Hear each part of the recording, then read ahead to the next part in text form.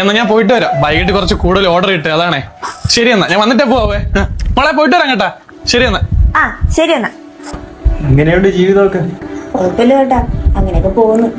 ഒരു ഗതിയും പരഗതിയില്ലാത്തവനോടൊപ്പം എങ്ങനെയൊക്കെ തന്നെ. ആരടാ?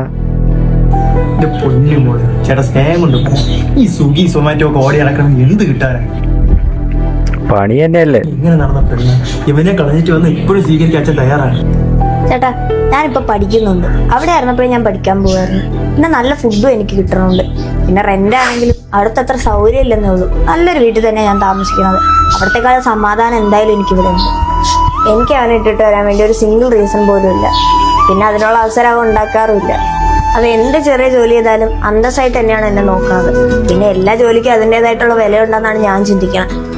പിന്നെ എന്തൊക്കെ പറഞ്ഞു കഴിഞ്ഞാലും ഞാൻ ഇവിടെ ഹാപ്പിയാണ്. പിന്നെ അല്ല.